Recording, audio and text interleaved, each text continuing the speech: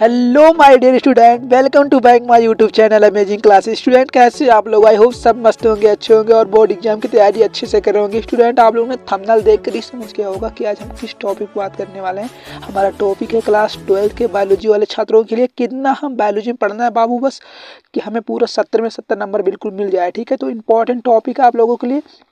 यहाँ से नंबर आपका मैं कंफर्म करा दूंगा कितना टॉपिक पढ़ना है। ठीक है, बायोलॉजी की चिंता एकदम बिल्कुल खत्म कर दीजिए, क्योंकि इस वीडियो में आपके साथ जो होने वाला है बहुत ही अनोखा खेल होने वाला है। ऐसा खेल होगा, एक ऐसा चमत्कार होगा कि आप अपने आप में खुद मोटिवेट रहेंगे बायोलॉजी के पेपर तक के लिए। ठीक है, तो बस इस टॉपिक पर आपको ध्यान देना है। कितने टॉपिक मैं आपको बताने वाला हूँ, मात्र आपको केवल 60 टॉपिक पढ़ना है। स्टूडेंट केवल 60 टॉपिक आपको पढ़ना है, वहीं से आपका 70 नंबर मैं कंप्लीट करा दूंगा। ये मेरी पूरी 100% गारंटी है। ठीक है, तो करना क्या आपको, बस अगर चैनल पर आप नए हैं बाबू तो चैनल को सब्सक्राइब कर लेना है, उसके बेल आइकन को प्रेस कर लेना ताकि जो न्यू वीडियो की नोटिफिकेशन हो आप तुरंत पहुंच जाए। तो और क्या करना है कि जितने भी क्लास 12 में आपके छात्र और छात्राएं नहीं कि आपके फ्रेंड है बाबू, उन तक इस वीडियो को शेयर कर दो ताकि उनको भी इस वीडियो का लाभ मिल जाए। क्योंकि बायोलॉजी एक ऐसा सब्जेक्ट है बाबू जो अपने आप में एक बोरिंग सब्जेक्ट होता है। ठीक है, सबको बायोलॉजी पसंद नहीं होती है, लेकिन बहुत लोग विदाउट मर्जी ही बायोलॉजी ले लेते हैं। लेकिन इस हिसाब से और उनको चिंता बनी रहती है कि हम बायोलॉजी में क्या पढ़ें, कैसे पढ़ें, क्या क्या तैयार करें, तो उनको ध्यान नहीं देना। बस आपको जो इस वीडियो में बताया जा रहा है उस वीडियो में बता दूंगा, उस पर आपको टिक कर लेना है। ठीक है, तो आप लोग देख लो यहाँ।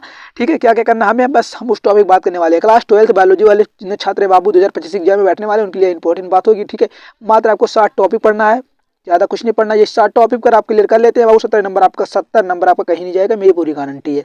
और क्या, अगर 70 में 70 नंबर लाने का बिल्कुल पक्का कराने वाला मेरा उम्मीद है। ठीक है, फिर देखो हमारा जो लेसन एक स्टूडेंट क्या है, लेसन एक में हम क्या क्या पढ़ते हैं। लेसन एक में आपको केवल इन टॉपिकों को तैयार करना है। ठीक है, लेसन एक में जिन्हें टॉपिक आपको ये वाले तैयार कर लेना, भूडकोश तथा भूडपोष में अंतर, इंपॉर्टेंट टॉपिक बता रहा हूँ।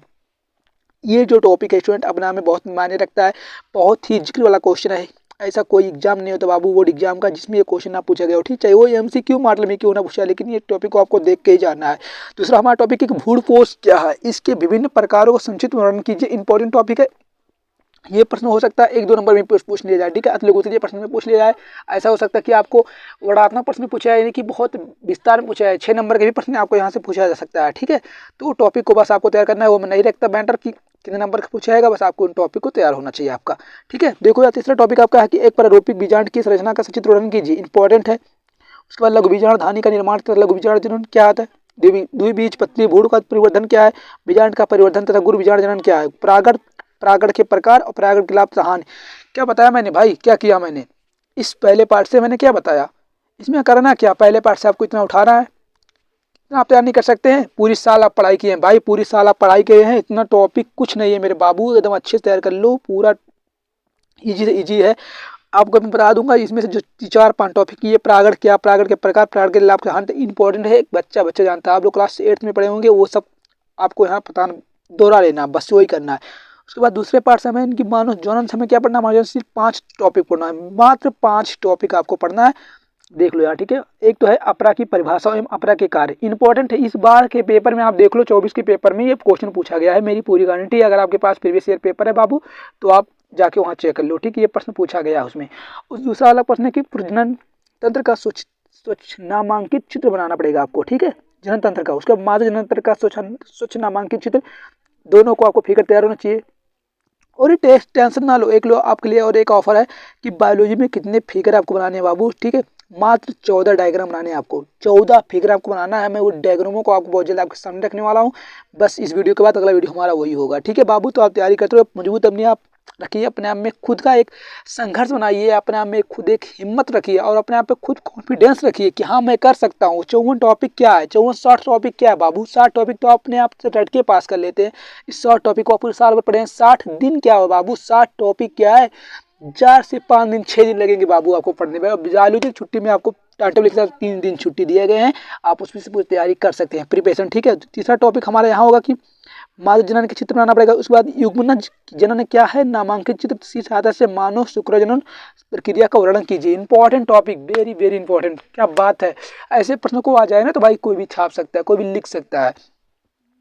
मानव में अंडा जनन की प्रक्रिया का चित्र वर्णन करना है। मानव में जो अंड जनन होता है बाबू, ठीक है, अंड जनन में उसको आपको चित्र बनाना पड़ेगा। ठीक है, तो इंपॉर्टेंट टॉपिक ये भी, इनके 5 नंबर आपका, सॉरी 5 टॉपिक आपका यहाँ से कंप्लीट हो रहा है। ठीक है, यानी कि दूसरे पार्ट से बस आपका 5 टॉपिक, क्या पता है मैंने कुछ नहीं, अपरा की परिभाषा देखना आपको, ठीक है। अपरा के कार्य देख लेना, एक निगाह से देखोगे याद हो जाएगा यार, कितनी दिक्कत में बताऊं भाई। फिर उसके जनन तंत्र को एक चित्र बनाना तुम्हें, उसी प्रकार एक मादा का बना लेना। युग जनन, युग्मक जनन क्या होता है, ठीक है, वो तुम्हें बताना है। नहीं कि फर्टिलाइजेशन क्या होता है वही तुम्हें बताना है, उसका एक चित्र बना लेना, ठीक। उसके बाद मानव अंडा जनन की प्रक्रिया का सचित्र वर्णन करना है, ठीक है, इंपॉर्टेंट टॉपिक। इसके बाद यहाँ जनन स्वास्थ्य में क्या पढ़ना है, देखो जनन स्वास्थ्य में कितने टॉपिक पढ़ने हैं आपको, केवल 2 टॉपिक, ठीक है।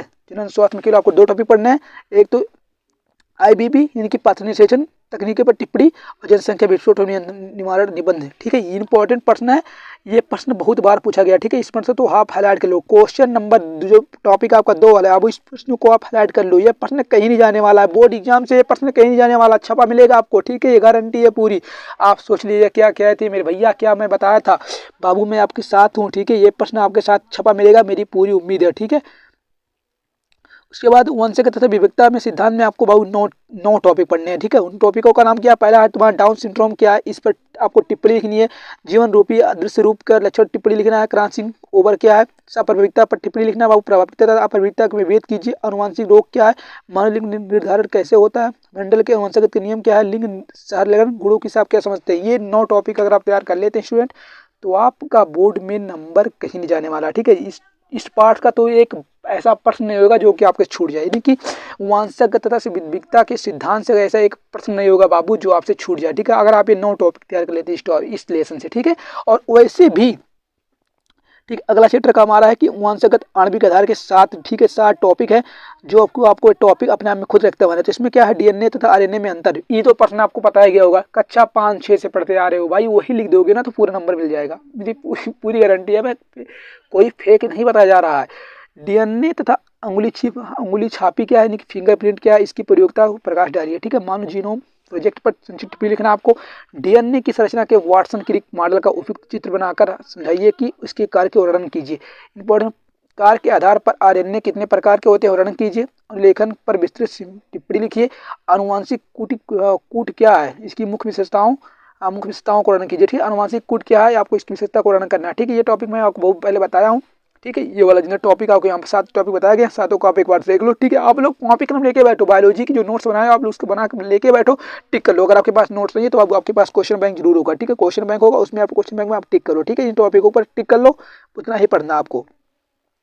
उसके बाद यहाँ है कि मानव स्वास्थ्य तथा रोग वाले चैप्टर से, ठीक है। यानी ये वाला आपका चैप्टर बाबू, ठीक है। इसमें केवल आपको 6 टॉपिक पढ़ना है। एल्कोहल ड्रग्स के दुरुपयोग से टिप्पणी, प्रतिजैविक से आप क्या समझते हैं, मलेरिया रोग पर रोगजनक रोगवाहक लक्षण उपचार, ठीक है। टाइफाइड के कारक लक्षण तथा रोकथाम के उपाय, निम्नलिखित में से किन्हीं 2 मानव व्यक्तियों पर कारक लक्षण उपचार एवं बचाव के उपाय वर्णन कीजिए।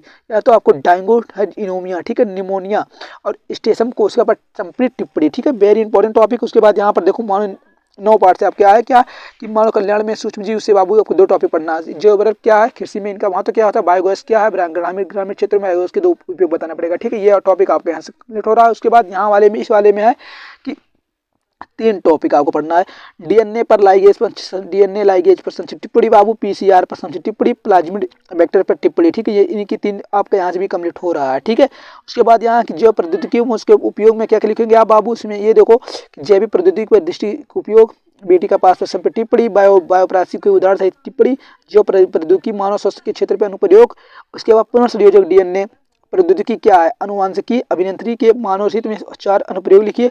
मानव इंसुलिन पर संक्षिप्त टिप्पणी। ये टॉपिक अगर आपका तैयार हो रहा है तो आप इस प्रश्न से, इस टॉपिक से ऐसे, इस लेसन का ऐसा एक प्रश्न होगा जो आपका छूट जाए, ठीक है। बोर्ड में इससे बाहर कुछ नहीं जाने वाला बाबू, बस आप इस टॉपिक को तैयार करके जाएंगे, ठीक है। जब युक्ता एवं संरक्षण में देखो क्या क्या पढ़ना है, इसमें पढ़ना IUCN, ठीक है, तथा W ऑफ वायु का पूरा नाम, अष्टांगत उन प्राणियों से आप क्या समझते हैं, संक्षिप्त कीजिए। उसके बाद तब स्थल पर संक्षिप्त टिप्पणी लिखिए। उसके बाद एक यहाँ जैव विविधता की परिभाषा लिखिए, ठीक है। ये टॉपिक आपका इंपॉर्टेंट यहाँ से क्लियर हो रहा है, ठीक है। जितने भी टॉपिक बताए जा रहे हैं इस पार्ट से आपको तैयार कर लेने हैं, ठीक है। नंबर 1 नहीं छूटेगा, मेरी पूरी गारंटी है, मैं बता दे रहा हूँ, ठीक है। इन्हीं की इस चैप्टर का आपका बाबू, आपका चैप्टर यहाँ समाप्त हो रहा है, ठीक है। इस प्रकार आपने क्लास 12 के बायोलॉजी का प्रॉब्लम एकदम सॉल्व किया, ठीक है। इस प्रकार बायोलॉजी का प्रॉब्लम एकदम सॉल्व कर लिया आपने। मैं पूरी उम्मीद के साथ बता सकता हूँ कि इस बार सबका 70 में बाबू 65 नंबर कहीं नहीं जाने वाला, 65 नंबर, 66 नंबर, 67 नंबर कहीं नहीं जाने वाला है, मेरी पूरी उम्मीद है, ठीक है। तो चलिए अपने जोश जुनून के साथ इस वीडियो के साथ आपको मैंने बता दिया, ठीक है। और आपने यहाँ तक आई होप टिक कर लिया होगा। बस आपको इन मात्र टॉपिक को 54 टॉपिक को 60 टॉपिक को रेडी करना है।